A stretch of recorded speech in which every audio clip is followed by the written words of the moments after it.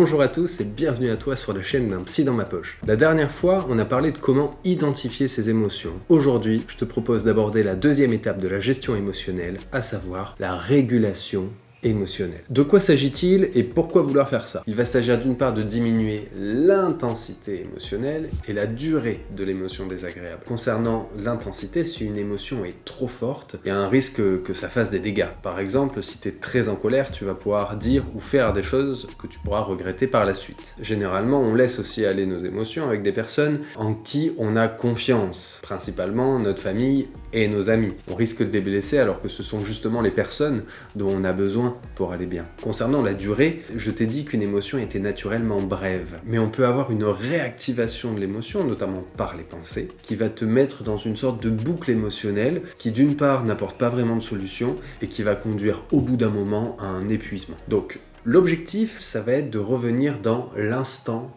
présent. Comme je te l'ai déjà dit, une émotion parle souvent du passé ou du futur. Il va donc falloir que tu essayes de te reconnecter à l'ici et maintenant, à la fois au niveau corporel et au niveau de tes pensées. On va parler de ces deux aspects et ensuite je te présenterai quelques techniques qui te permettront de mettre ça en pratique. Le premier truc que tu peux faire, c'est déjà de bouger. Soit aller marcher, soit aller courir, soit faire du sport. L'idée, c'est de t'activer. Un deuxième aspect qui constitue un peu une base commune à toutes les psychothérapies, c'est la respiration. C'est ce qu'on appelle une cible mouvante. C'est-à-dire que c'est quelque chose qui t'accompagne en permanence, sur lequel tu vas pouvoir porter ton attention pour t'inscrire dans le moment présent. Alors parfois, respirer peut sembler un peu statique. Si c'est trop compliqué de te poser et de juste respirer, tu peux très bien le faire en marchant, faire du sport, ce qui te fera automatiquement respirer. Et si jamais le cœur t'en dit, tu peux aussi chanter, ça marche super bien. Un autre truc qui marche plutôt bien, c'est tout simplement de faire des étirements, de bouger avec ton corps et de prendre ce qu'on appelle des pauses d'ouverture. Je te laisse justement en lien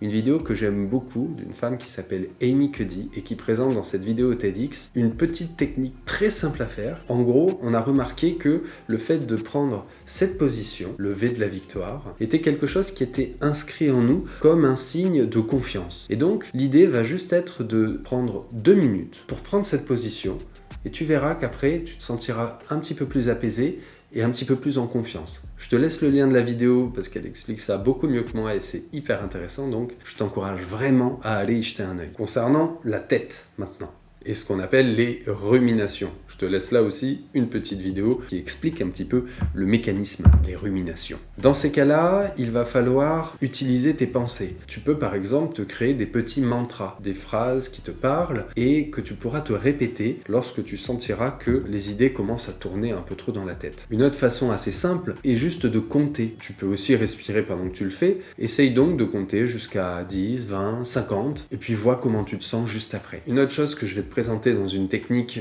qui arrive un peu après, c'est ce qu'on appelle agir avec intention. Mets-toi en action sur des choses et répète-toi ce que tu es en train de faire. Tu peux même essayer de le dire à voix haute. Énonce les différentes étapes de la tâche que tu es en train d'accomplir. Ça va aider à ramener tes pensées dans le moment présent. Une autre technique qui marche plutôt bien, c'est de passer par le geste graphique, à la fois par le dessin, mais aussi éventuellement l'écriture. Tu te rappelles que je t'ai proposé de t'équiper d'un cahier et d'un stylo. Là aussi, ça peut tout à fait être utile. Et ce qui sortira dans ce moment d'émotion forte pourra être intéressant à reprendre un peu plus tard. Dans la vidéo sur le sommeil, je te parlerai aussi d'une technique que j'ai appelée la vidange mentale, qui consiste juste à prendre le temps de penser aux choses qui nous tracassent et à tout écrire sur une feuille pour un peu vider le contenu des pensées, limiter la réactivation et les boucles émotionnelles. Ok, concernant les techniques, une première technique très simple qui constitue vraiment la base de beaucoup de psychothérapie, on appelle ça la cohérence cardiaque. En gros, il s'agit juste de respirer matin et soir au rythme de une inspiration pendant 5 secondes, suivie d'une expiration pendant 5 secondes, et ça pendant 5 minutes. C'est vraiment tout simple, 5, 5, 5. Pour ça, tu as une application que tu peux télécharger qui s'appelle Respirelax, qui est gratuite. Tu te demanderas de juste suivre une petite bille. C'est assez facile et ça permet d'avoir un support pour faire l'exercice. Ensuite, on a ce qu'on appelle les techniques de visualisation. J'en ai une qui marche plutôt pas mal. L'idée, c'est que quand tu as des sensations physiques, par exemple la boule au ventre, tu peux imaginer en fermant les yeux que c'est une boule noire, dure et douloureuse. Par-delà, et imagine que petit à petit, la boule change de couleur, change de matière, elle se ramollit, et puis elle devient liquide, puis éventuellement gazeuse pour s'en aller. ça marche plutôt bien. Un autre outil pourrait être appelé le décentrage ou le décalage. L'idée, ça va être d'imaginer que c'est un ami à toi qui t'exprime les émotions et les pensées que tu ressens. Du coup, tu vas lui donner des conseils ou le rassurer. Ça part de l'idée qu'on est toujours plus doué pour donner des conseils aux autres plutôt que se les appliquer à soi-même. C'est plus facile de rassurer quelqu'un d'autre que de se rassurer soi-même, sauf que en le faisant, tu auras un effet sur toi. C'est une technique qui marche plutôt bien pour la peur et l'anxiété. Une autre technique s'appelle la technique stop. Alors ça, c'est plutôt pour la colère. Dans un moment de colère intense où tu sens que ce que tu dis ou ce que tu fais va pouvoir blesser l'autre, il va juste s'agir d'appliquer ces 4 étapes, à savoir S pour stop, c'est-à-dire je m'arrête, je coupe, éventuellement avec un petit signe qui signifie on arrête là. Ensuite, je prends du recul, chacun s'écarte, c'est le fameux va dans ta chambre te calmer. Donc prendre du recul, T pour take a breath, c'est-à-dire respirer. Je te renvoie pour ça à ce qu'on a vu juste avant, mais ça peut être juste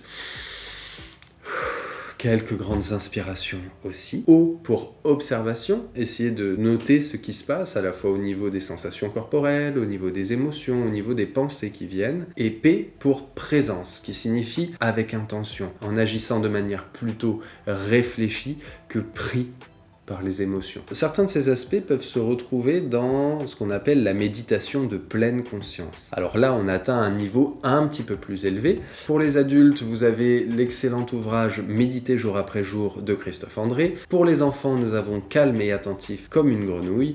Et en termes d'application, je peux te conseiller le fameux Petit Bambou. Ça marche très bien, et notamment le soir avant de s'endormir. Je te laisse quelques liens ainsi qu'une petite méditation guidée. Dans l'idée, il me semble que les 3 premières étapes sont assez importantes, c'est-à-dire 1. Observer sa respiration qui va et vient. Deuxième étape, le scanner corporel, c'est-à-dire observer ses sensations physiques. Je te laisse aussi une autre vidéo intéressante sur le sujet. Et la 3e étape, c'est se mettre à l'écoute des sons. Essaye juste de fermer les yeux et de noter les différents petits sons que tu entends dans ton environnement. Ces 3 étapes ont un fort pouvoir d'ancrage dans l'instant présent et c'est pour ça que je les recommande. Une fois de plus, c'est quelque chose qui peut se faire en statique, mais bien évidemment en bougeant, en étant un peu plus dynamique. Cette vidéo touche à sa fin. Si tu as appris quelque chose, pense à mettre un like. J'attends tes retours d'expérience et tes questions en commentaire. Sinon, tu peux toujours t'abonner, jeter un œil aux précédentes vidéos de la chaîne. Comme d'habitude, je te laisse avec des citations. Prends soin de toi et à bientôt!